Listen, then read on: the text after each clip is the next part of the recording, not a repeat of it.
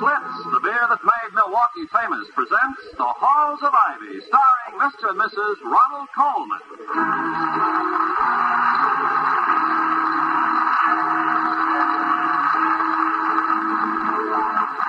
Good evening, this is Ronald Colman. And Benita Hume. Inviting you to join us again on the campus of Ivy College as the guests of our sponsors, the brewers of Schlitz beer. The taste of Schlitz. The taste so many people prefer has made Schlitz beer first in sales in the USA. If you like good beer, do as millions of people are doing all over the nation. Ask for Schlitz, the most popular beer in history. And now, the Halls of Ivy.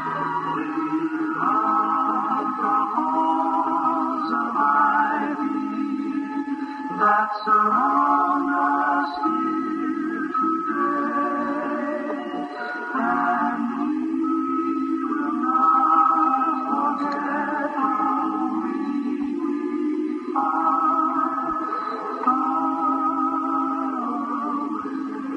Welcome again to Ivy College, that is, in the town of Ivy, USA. Some people can go out for an evening simply because they want to go out, and with no apologies to anyone. But Dr. William Todhunter Hall, president of Ivy, who takes his responsibilities and his obligations quite seriously, feels that taking his wife for a drive in the country demands some kind of justification. He tries to expiate his sense of guilt with a little help from Walt Whitman. And light-hearted, I take to the open road. Healthy, free, except for gasoline at 28 cents a gallon. The world before me, the long brown path before me. The path which I see is gray, love. Gray with a white stripe. Thank you, darling. The long gray with the white striped path before me, leading wherever I choose. Done with indoor complaints, libraries, querulous criticism. Well, you skipped a couple of lines, didn't you? The ones about, henceforth I ask not good fortune, I myself am good fortune. Oh, so on. yes. Well, why, Vicky, my darling, you astonish and delight me. Is Walt Whitman one of your favorites? Well, he is now, but, I must say I met him accidentally. How does one meet poets accidentally? Well, I used to know Paul Whiteman quite well. I liked him very much. I saw a book in the library that said Whiteman on the back of it, and I thought it was his autobiography, only when I got it home it wasn't Whiteman, it was Whitman, you see. I read it anyway. It's all right. Uh-oh. You got a middle-of-the-road fell ahead of us, haven't we? Yes. One of those drivers who thinks that holding the crown of the road makes him king of the highway. Genus roadhog. Porcus macadamus. Hard of hearing, soft of brain, and short of physical violence, difficult to persuade. That one, he wobbled a bit. Conditioned reflex. Means nothing. Oh, well, I see no point in making an issue of it, considering that we have no commitment to get any particular place at this particular time. Well, you can always go Christmas shopping. Mm-hmm. Oh, look, what about that road to the right? Looks quite attractive. Shall we take it? No, what can we lose except friend Porcus? Yeah, I'll bet there wouldn't be half as many accidents if a lot of drivers had better manners. They ought to buy Emily Post a motorcycle and let her patrol the road. Splendid idea. It's strange how low-test civility can be accelerated with high-test gasoline. How a foot on the throttle seems to throttle the pleasanter instinct. I think I'll do a monograph on the subject entitled The Internal Combustion Engine. How it takes the gentility out of a gent and the gallantry out of a gal. The strong chapter on women drivers, I suppose. No, not necessarily. No, dear, but I have two leading exhibits in my own gallery. I classify them as the stoplight soloists and the intersection dramatists. Oh, yes, I know. The stoplight soloist is the one who starts honking at you from behind right after the light changes. Yes. That type is usually a man. But the intersection dramatist is usually a woman. The kind who makes a great big purple adventure of a left-hand turn. She signals tentatively, if at all, sets her teeth in an animal snarl, makes a wide swing to the right, and then... And then... What's the matter? The It's missing a little. Missing a little what? A little joie de vivre or something. Suppose you're going to claim we're out of gas, Casanova. I know you college boys. Dear Gale, such a primitive amatory rules would not have occurred to me. No, I'm above such sophomoric stratagems. My romantic approach would be on a more cerebral plane. Books, flowers, concerts, perfume, compliments, a steady but forceful wearing down of opposition. Yeah, with all the opposition you got from me, darling, you could put in your eye.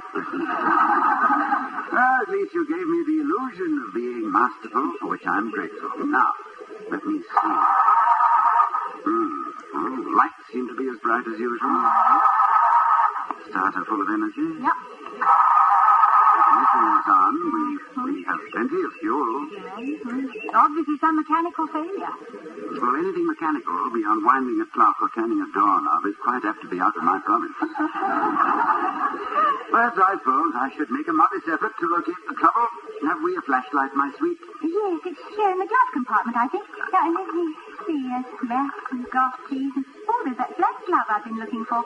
And how on earth did this marble get in here? Yes, I know. Any flashlight? No, not yet.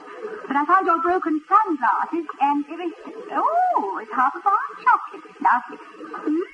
First time I've ever tasted tinfoil wrapped in chocolate. Yeah, the flashlight, Vicky. Yeah, and... Oh, Toddy, look what I found. An invitation to the opening of Gone with the Wind.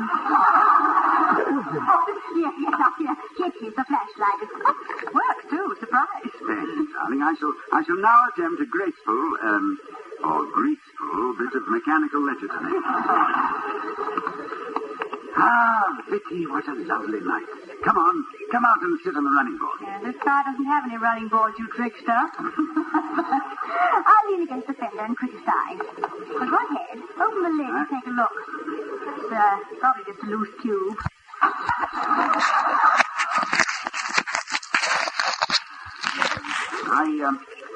I think it was Carlyle who said, man is a tool-using animal. Nowhere do you find him without tools. Without tools, he is nothing. With tools, he is all. All? No, all. Carlyle, it is obvious, didn't realize my infelicity with a screwdriver. Yeah, well, somebody's coming up the road, Toddy, and I don't think it's Carlyle. I've settled for Mr. Kettering of General Motors.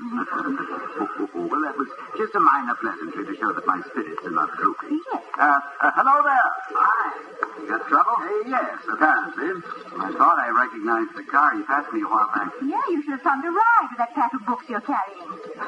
In the light of what happened, it wouldn't have done you much good. Oh, I don't mind the walk. I walk home from the Ivy Library all the time. You walk from Ivy? Why? That's at least 5 miles. It's near as 6. That's not far when you've got the time. I try to make the time. After a few hours study, I need the walk. Say, can I hold the flashlight for you? Yeah, well, I thanks. Yes, that would help you. No. You see, I think better when I walk. Really? I think best in the shop off. But it's too wet to make notes, so I always forget what I thought. Walking these days is generally regarded as an obsolete type of locomotion. I'm happy to hear that you find it useful. It's a pet theory of mine that men have forgotten how to think because they've forgotten how to walk. Look at the Greeks. Where? Where's my screwdriver? Well, it's in your left hand, dear. Oh. That's a hammer in your right hand. Look at the peripatetic philosophers. They knew what they were doing. That's why Aristotle used to teach his students while walking in the woods outside of Athens. Out there. Why did it possibly be there? They don't do that anymore in college. They keep you clamped up in a room, and then they say, study hard and widen your horizon. In a room. Well, on the other hand, there have been many men who have taken a long walk in the world and never left their own 4 walls. The sedentary travelers, the armchair wanderers, the spark plugs look all right. How you doing, Willie Woodpecker? Have you found anything wrong? Well, the only thing I found wrong is that so far I found everything right. What about your generator? Have you checked your points yet? Points? Oh, yes, points. Now. Points, yes. Now we're getting somewhere. Yes, well, what are points? Point me out some points. Sir, right in here, ma'am. Oh. Well, you sound as if you had some practical experience in these matters. Well, I guess you could call me a mechanic. My dad owns a garage, and I'm always working on cars myself. Well, we need a fresh mind on this problem. The trouble may be with your distributor. Yes, William. You'd better call him first thing in the morning. Now, check on the ignition cable and the contact points, trace the lead lines to the induction coil and the battery, and then check for a vapor lock in the fuel line. I should do that. Here, let me help you.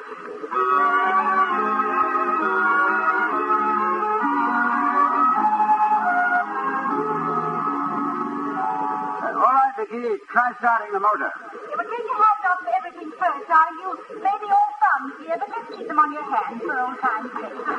It's okay, ma'am. Go ahead.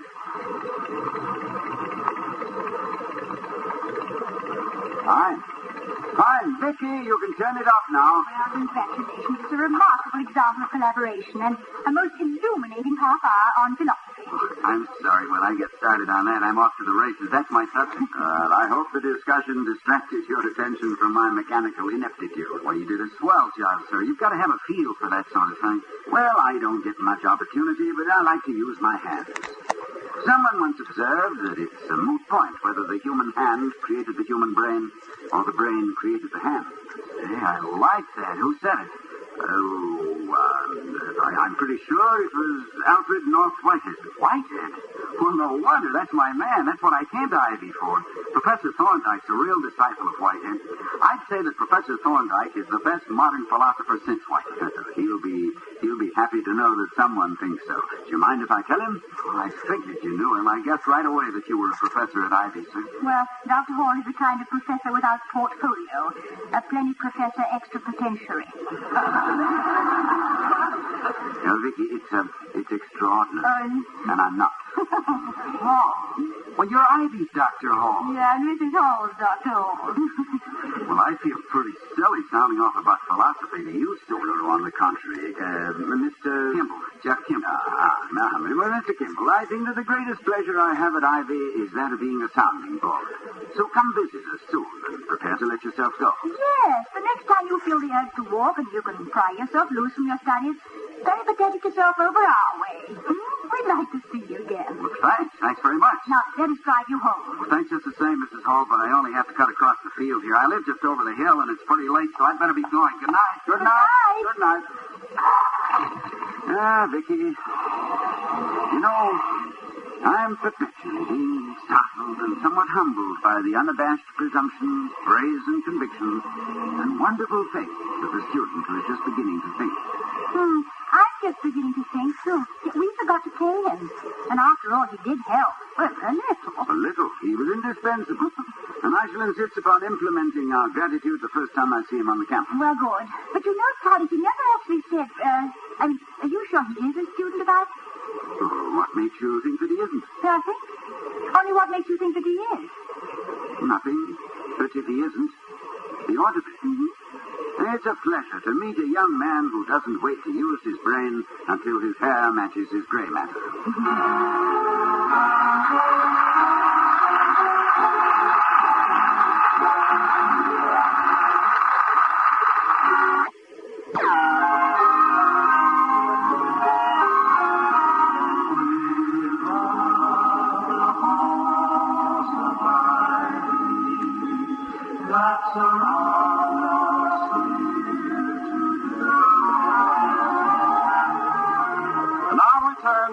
Where it's the next day, and Dr. Hall is seated at his desk going through his morning mail. These real estate people. Dear sir, we have a client interested in your property. Do you wish to sell? No, the college which owns it might have a slight objection. Yes, what's this here? Dear sir, increase your earning power in electronics now. Radio, radar, television. Learn a trade and make more money. Learn to use the modern oscilloscope. Vicky, do you want an oscilloscope? No, I don't believe in them. I don't think it matters what month you're born in. That's all I wanted to know. A bill from Dr. Lucas? Darling, didn't I write a check for the dentist a month ago? Oh, yes, Connie. I mailed it again yesterday. Well, thank you, dear. I love a girl who does impulsive things. What do you mean, again? I forgot to tell you about that. It came back from England yesterday. I put it in my last letter to Aunt Edith by mistake. Now she's all upset. Dr. Bill, she wrote. I must know she began to help, she wrote. Why didn't I tell her, she wrote? So now I've got to sit down and write a long explanation. I should think you would have to. And don't mail it to Dr. Lucas. Now, here's the answer to our question about Jeff Kimball. Dear Dr. Hall, my son has written to tell me how happy he is at Ivy and how kind you've been to him. I don't think Jefferson would tell you how hard he has worked to go to Ivy, although his father thinks that it is foolish for him to go so far away to take up his philosophy. I believe in Jefferson, and I know you will too, when you get to know him better. Thank you for everything. Very truly yours, Mrs. Anna Kimball. It's postmarked Port Orford, Oregon. Well, that's very sweet, but it's impossible. How could Jeff's mother know that you were kind to her son when you only met him last night? And it was he who was kind to you. Yet come to think of it, you owe his mother a letter. Oh, I think young Kimball was simply using me as a figure of speech, which in my more lucid moments I sometimes think I am. However, I'm curious about our young friend. Yes, I'll call Professor Thorndyke about him right now. And don't forget to tell Thorndyke you have a TL for him. TL? Mm-hmm. I'm not sure that he's familiar with that calculating method of soliciting compliments. And Professor Thorndyke? This is Dr. Hall speaking. Professor, I met a young student from your department last night. He struck me as an outstanding young man.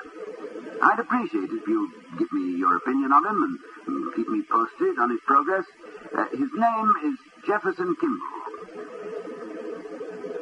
Oh? Well, that's odd. From his conversation, I assumed that he was in philosophy. You'll check further then? Right away? Fine. Thank you very much, Professor. Goodbye. Well, Professor Thorndyke has never heard of Jeff Kimball. Well, I'll bet Professor Thorndyke hasn't heard of a whole lot of students who've been in his classes through all 4 years of college. He's wonderful, you know, but he's such a far-away man. Every time I meet him, I want to ask him how Socrates is, or if he's been Queen of Sheba lately. Now, that distracted air of his is very deceptive, Vicky. He's reputed to be by far the best poker player on the faculty. They say he bluffed Professor Benson out of a 2-volume limp leather set of Montaigne with nothing in his hand but a Texas Triumph. A Texas Triumph? Yes, darling. The deuce, tray, 7-9, and jack of nothing against the queen high straight. Oh, thank you. And now what is a 2-volume limp leather set of Montaigne? And now, hello, Miss Reed. This is Dr. Hall speaking. Would you please look up the registration card for Jefferson Kimball from Port Orford, Oregon? What? Oh, Professor Thorndyke has just called you. No Kimball. What, they're not even a special student? Well. All right, thank you. Goodbye. In out again. He was never in. There's no record of him at all. Why didn't I ask him if he were a student at Ivy? And why isn't he? He left Oregon to come here. He wrote his mother that he was here. And he is. But he isn't. Now, why isn't he? And where is he?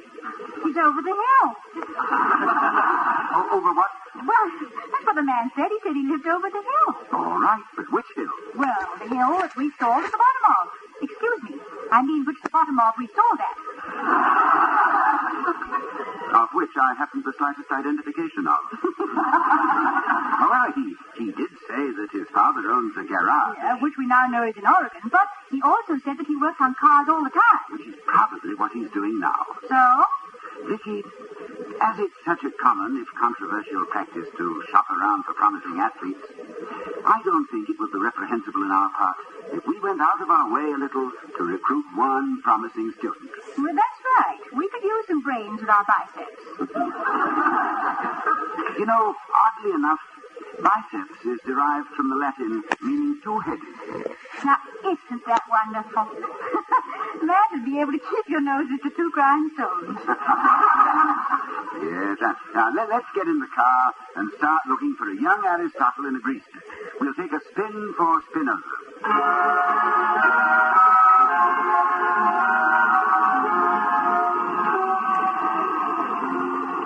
Hi, Doctor. Hello there.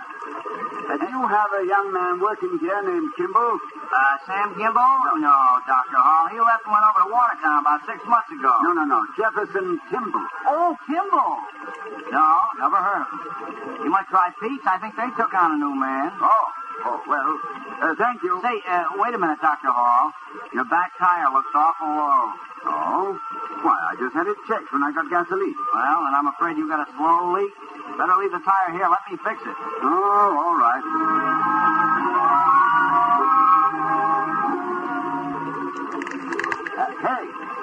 Hey, do you have a mechanic here named Jefferson Kimball? Kimball? No, nobody here by that name, Dr. Hall. I see. Thank you. Oh, say, Dr. Hall. Yes? Race your motor, will you? Why, all right. Hear that whistle? You got a weak gasket there. If you can spare 20 minutes, I'll fix it for you. 20 minutes? Kimball? No, not here. Say, Dr. Hall, have you looked at your paint job recently? Well, no, I haven't. Yeah, it's beginning to flake a little. What, really? Yeah, I'm running a special this week. I don't want to press at you or anything, but you better not let this go. Better bring it in and let me paint it for you.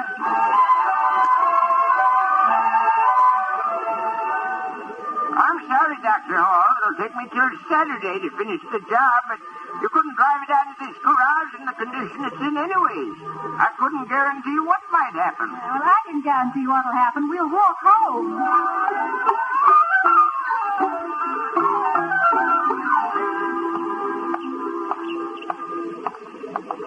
Well, there's one comforting thought, Vicky. We will eventually have a completely reconstructed vehicle. At a cost which I hesitate to estimate. Not being under the influence of affluence. Yeah, and all on account of Mr. Kimball, who ought to pay ours at the garage. The count, that is.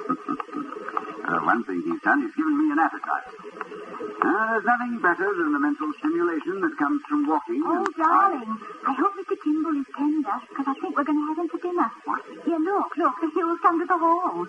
There he is, sitting right on our front porch. Hello, Dr. Hall. Well, hello. Mr. Kimball, I'm happy to see you. I know you're busy, Dr. Hall, and I don't want you to think I'm taking advantage of you just because of last night, but you see, I've come a long way. Yes, Oregon, and I thought you might... Oregon? Well, did I tell you I was from Oregon? No, your mother did. Mother? She wrote me a letter thanking me for being kind to you. Oh, well, I can explain that, Dr. Hall. That isn't necessary, but, did you want to see me about something? Yes, sir. I wondered if you'd speak to Professor Thorndike for me. I'd like to ask his advice on certain matters, and I thought I might even get permission to audit some of his classes. Oddly enough, I've already spoken to him about you. You see, I assumed that you were a student at Ivy. Oh, I want to be, Dr. Hall, but I can't. Well, what's the matter? Not enough credit? Oh, no, I was too late. It rained and I missed the boat. Well, I know it rains a great deal in Oregon, but what has that to do with you not getting into Ivy? Oh, it didn't rain in Oregon, Dr. Hall. It rained in South Dakota. Yes, it seems a little cloudy here, too.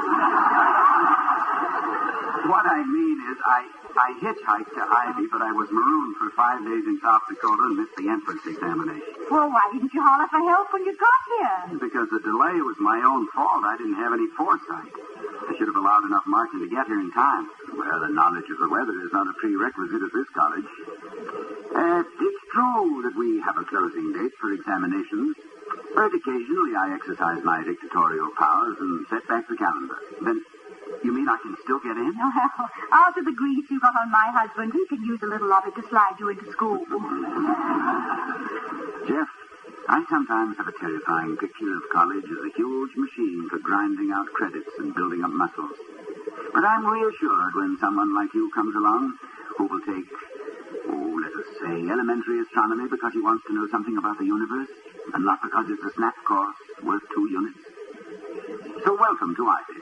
I don't know how to thank you, Dr. Hall. Oh, no, then please don't. No. I believe with Shakespeare that silence is the perfected herald of joy. I were but little happy if I could say how much. And in your case, Jeff, getting into college really was just a matter of mechanics.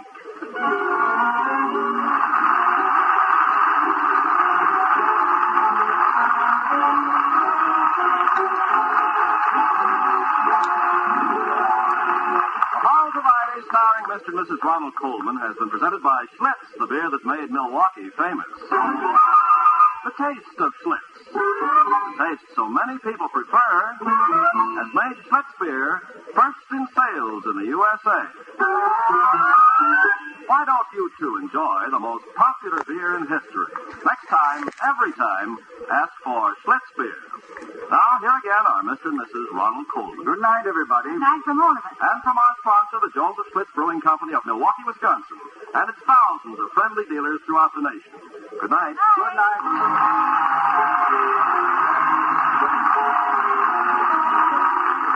We'll be seeing you next week at this same time at the Halls of Ivy, starring Mr. and Mrs. Ronald Colman. Jeff Kimball was played by Victor Parent. Others in our cast were Paul Freese and Jerry Houser. Tonight's script was written by Barbara and Milton Merlin and Don Quinn. Music composed and conducted by Henry Russell. The Halls of Ivy was created by Don Quinn, directed by Nat Wolf, and presented by the Joseph Schlitz Brewing Company of Milwaukee.